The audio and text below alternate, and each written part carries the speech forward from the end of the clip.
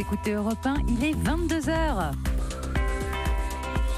Le journal Isabelle Millet, bonsoir. Bonsoir Émilie, bonsoir à tous. Voici les titres de votre journal. Bis repetita, 2 démissions en 24 heures pour Gérard Collomb. Cette fois, Emmanuel Macron est obligé d'accepter. Il lui cherche un successeur. Le président, lâché par l'un de ses plus proches, il perd l'un de ses soutiens les plus fervents, avec qui il avait noué une relation quasi filiale. L'opposition ironise, analyse et réaction dans ce journal. Lui part sous les applaudissements. Manuel Valls a fait ses adieux aujourd'hui à l'Assemblée nationale. Un hommage national sera rendu vendredi matin à Charles Aznavour aux Invalides. Cet hommage était réclamé par de nombreuses personnalités.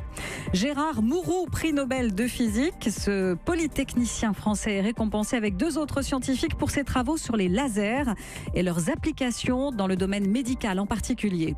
Les excuses d'Alexandra, 32 ans. Elle s'était fait passer pour une victime des attentats du 13 novembre. La justice a requis contre elle aujourd'hui 18 mois de prison ferme. Et puis le foot, direction Lyon tout de suite, le Groupama Stadium dont les tribunes sont désertes ce soir pour ce match de Ligue des Champions que vous suivez pour Europe 1, Pascal Auclair. L'OL qui reçoit les Ukrainiens du Shakhtar Donetsk, ça donne quoi pour l'instant, Pascal ? Ça se passe pas très bien pour l'Olympique lyonnais puisque au repos et devant des tribunes vides, vous l'avez dit, Lyon est mené 1-0, un but inscrit juste avant le repos par le Shakhtar Donetsk et par donc Junior Moraes, 1-0 pour le Donetsk. Pascal Auclair, on vous retrouve à la fin de ce journal pour faire un nouveau point sur cette rencontre évidemment. Sans oublier votre rendez-vous tous les soirs à 22h20, l'interview écho d'Emmanuel Dutheil qui reçoit ce soir le directeur général adjoint du groupe Renault, Thierry Bolloré. Europe 1. Emmanuel Macron perd donc celui qui fut longtemps considéré comme un fidèle entre les fidèles. Gérard Collomb ne veut plus être ministre de l'Intérieur et il a décidé de forcer la main du chef de l'État. Après l'annonce d'une première démission hier soir, refusée, il a fait une nouvelle demande aujourd'hui, Jean-Rémy Baudot. C'est un incroyable rebondissement. Après sa démission refusée, hier, Gérard Collomb a maintenu sa démission dans la presse aujourd'hui. Et les mots sont sans équivoque. On quitte toujours ce ministère avec regret. Preuve que le ministre n'était déjà plus dans une possible discussion. Gérard Collomb, historiquement le plus proche du président, qui était présent avant même qu'Emmanuel Macron n'ait une quelconque chance de gagner. Il est ainsi entré dans un bras de fer avec son ami président. Une situation intenable. L'Élysée a fini par annoncer que le président attendait les propositions du Premier ministre. La démission est actée. C'est un camouflet pour tout le monde, pour le président qui se voit lâché par un proche et qui perd la maîtrise du timing, pour le Premier ministre qui subit un nouveau remaniement dans une rentrée déjà délicate, et pour la Macronie au sens large, cette démission est le symptôme d'un système présidentiel qui implose. Demain, mercredi, Conseil des ministres. On ignore si d'ici là, la France disposera d'un nouveau ministre de l'Intérieur. Merci Jean-Rémy Baudot du service politique d'Europe 1. On attend donc ce remaniement, sans doute dans les prochaines heures, poste pour poste ou de plus grande ampleur, on l'ignore. Ce qui est sûr, et Jean-Rémy Baudot le disait à l'instant, c'est que c'est un coup dur, un nouveau coup dur pour Emmanuel Macron, qui perd aujourd'hui Aurélie Herbemont, celui qui fut un soutien de la première heure. On se souvient de ses larmes le jour de l'investiture d'Emmanuel Macron. Gérard Collomb, ému de voir son candidat entrer à l'Élysée. Entre les deux hommes qui ont 30 ans d'écart, c'est une relation filiale qui se noue à partir de l'été 2015. Gérard Collomb devient le fidèle parmi les fidèles, un des premiers poids lourds à soutenir Emmanuel Macron. Le maire de Lyon met alors son carnet d'adresses à disposition du candidat du Nouveau Monde. C'est lui qui joue l'entremetteur entre François Bayrou et Emmanuel Macron. C'est lui aussi qui organise une rencontre entre Emmanuel Macron et Alain Juppé entre les 2 tours de la présidentielle. Et c'est encore lui qui organise un dîner avec Édouard Philippe, un dîner en forme d'entretien d'embauche pour voir si le maire du Havre ferait un bon Premier ministre. Une relation de confiance entre Gérard Collomb et Emmanuel Macron qui a commencé à se déliter cet été avec l'affaire Benalla. Aurélie Herbemont, alors il y a eu beaucoup de réactions depuis cette annonce. On va entendre d'abord celle de Stéphane Travert, le ministre de l'Agriculture, qui était l'invité de Sonia Mabrouk ce soir sur Europe 1. Il est revenu sur la mise en scène, pour le moins inhabituelle, de cette double démission. On peut toujours s'interroger sur la manière dont les choses sont présentées. D'habitude, il y a un mode d'action quand on présente sa démission. Ça s'appelle le respect du président, de l'autorité de l'État. On pouvait s'attendre que les choses puissent se faire dans cet ordre et non pas par voie de presse. Mais il revient au président de la République, au Premier ministre et au ministre de l'Intérieur en poste de trouver bien les voies pour faire en sorte que nous puissions continuer à travailler et faire en sorte que le collectif soit actif et constructif. Est-ce que c'est un révélateur, Stéphane Travert, de l'état de la Macronie aujourd'hui? Les soutiens se dérobent? Non, les soutiens ne se dérobent pas. Nous sommes plus que jamais derrière le président de la République, derrière le Premier ministre.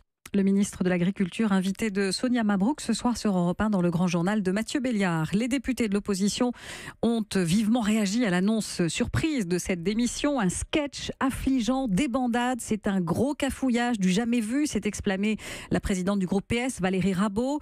Gérard Collomb est aujourd'hui un ministre malgré lui, après avoir été un ministre imaginaire. C'est une grande farce et je ne suis pas sûre que Molière aurait fait mieux, estime pour sa part le socialiste Boris Vallaud. On a aujourd'hui un ministre de l'Intérieur qui est à l'extérieur, ironise Éric Coquerel de la France Insoumise. À droite aussi, les commentaires sont sans concession. Grand guignol, mauvais vaudeville. La présidente du Rassemblement national, Marine Le Pen, évoque carrément un cirque Pinder. Gérard Collomb vient de démissionner pour la deuxième fois. Donc est-ce que le sketch va durer longtemps ou pas? Parce que là, c'est le cirque. On parle de choses sérieuses. Il est ministre de l'Intérieur. Il est chargé de faire respecter la sécurité dans notre pays. Nous sommes en pleine période de danger terroriste. Et le ministre de l'Intérieur n'est plus ministre de l'Intérieur. Elle est là, la réalité. Alors, je trouve que déjà avoir refusé sa démission de la part du président de la République est une faute politique.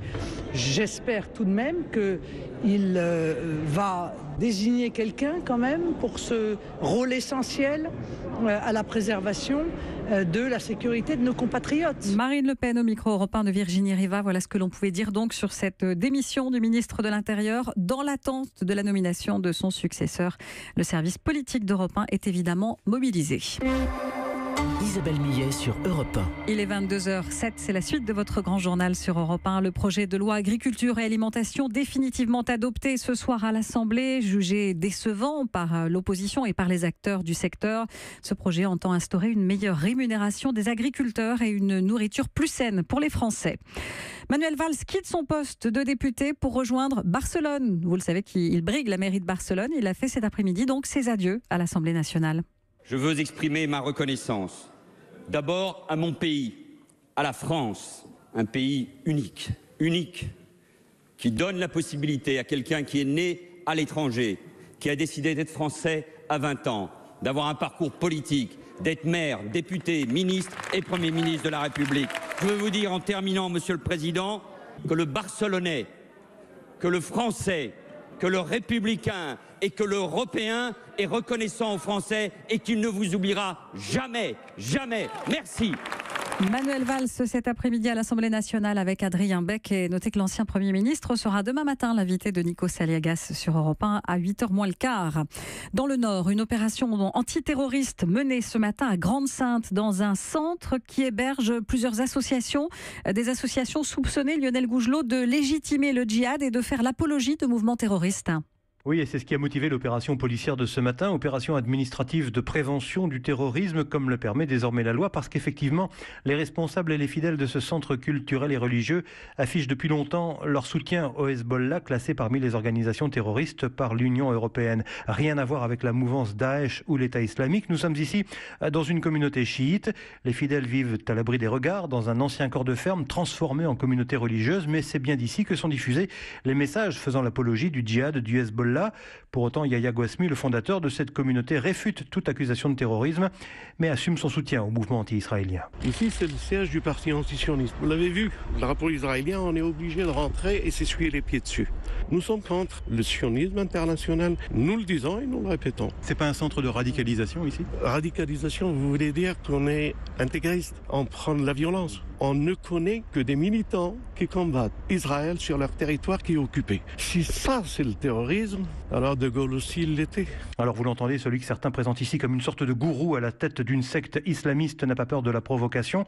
En plus de la fermeture de sa salle de prière par la préfecture, les avoirs financiers de l'association ont été gelés en raison des soupçons qui pèsent sur l'origine du financement du centre religieux. Lionel Gougelot, correspondant d'Europe 1 dans le Nord. Merci Lionel. Et ce soir, sur les 3 personnes placées en garde à vue, une seulement a été déférée au parquet. Les 2 autres ont été libérés. Paris accuse Téhéran d'avoir fomenté un projet d'attentat en France. Fin juin, le gouvernement annonce le gel des avoirs dans notre pays de la direction de la sécurité intérieure du ministère du renseignement iranien ainsi que de 2 citoyens iraniens soupçonnés donc d'être derrière ce projet d'attentat à l'explosif. Ce soir, Téhéran appelle à lever un malentendu avec Paris et affirme qu'il n'est pas derrière cet attentat. En Indonésie, le bilan s'est encore alourdi ces dernières 24 heures au Célèbre. Au moins 1234 morts. Merci d'écouter Europe 1. Il est 22h10. C'est la suite de votre grand journal de la nuit. Et il y a aussi de bonnes nouvelles dans l'actualité, comme ce prix Nobel de physique décerné aujourd'hui à 3 pionniers du laser. Parmi eux, un Français, Gérard Mourou. Lors d'Autriche, leurs découvertes ont révolutionné la physique des lasers. Gérard Mourou a découvert comment augmenter la puissance du laser. C'était au milieu des années 80, alors qu'il était aux États-Unis. Cette technique, il l'a inventée avec son étudiante de l'époque, Donna Strickland, qui elle aussi reçoit le prix Nobel aujourd'hui. Cela va permettre de faire avancer la science dans plusieurs domaines. L'ophtalmologie d'abord, avec le laser qui permet de corriger la myopie ou la cataracte. Le nom de Gérard Mourou circulait depuis plusieurs années pour le Nobel de physique. Aujourd'hui, c'est chose faite. En fin de matinée, le chercheur s'apprêtait à aller à la piscine comme tous les jours lorsqu'il a reçu le coup de téléphone de l'Académie des sciences. C'est fabuleux. On sent vraiment qu'on va changer de vie. On prend une autre peau. On va être une nouvelle personne. C'est le fruit de beaucoup de travail, tout ça. Mais encore une fois, on ne le fait pas pour le prix Nobel, ça. On le fait parce qu'on est passionné par ce qu'on fait. C'est un domaine qui est extrêmement actif actuellement dans le monde du laser.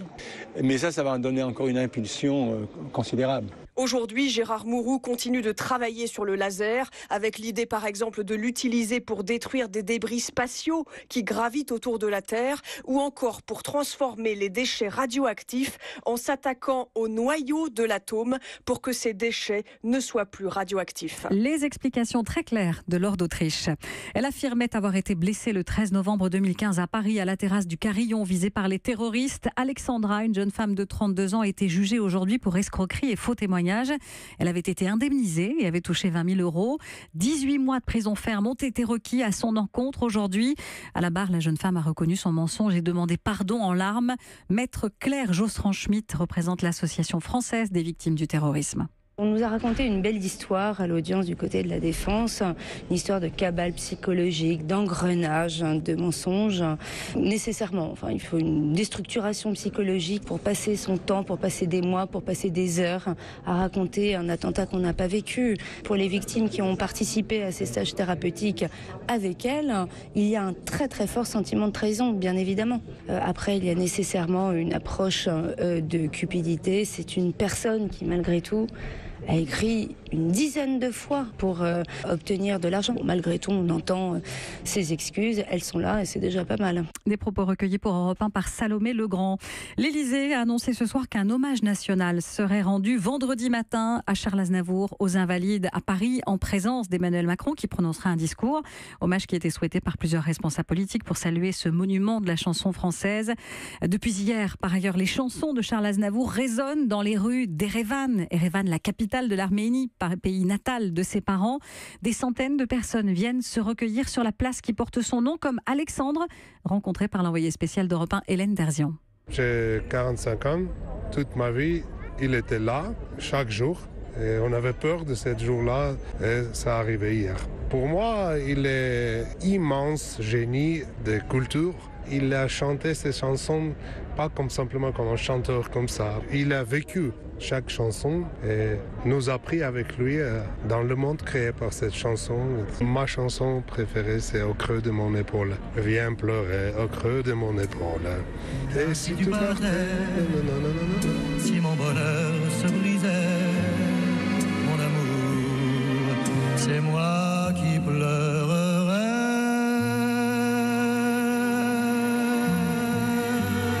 Alexandre à Erevan, des propos recueillis par Hélène Terzian, l'envoyée spéciale d'Europe 1 en Arménie.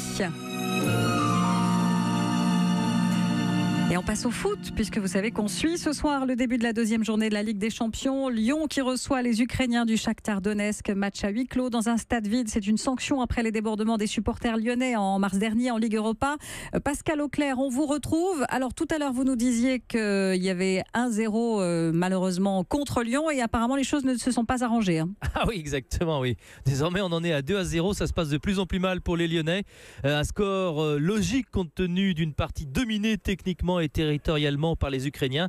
Alors certes, les Lyonnais se sont créés en première mi-temps la première occasion par Dombele qui est parti dans le dos de la défense et qui est venu buter sur le gardien adverse. Mais ensuite, le Shakhtar a haussé son niveau de jeu et s'est créé une demi-douzaine d'occasions avant de trouver l'ouverture sur un centre côté gauche de Marlos et une reprise au premier poteau de Junior Mores. 1-0 donc à la pause.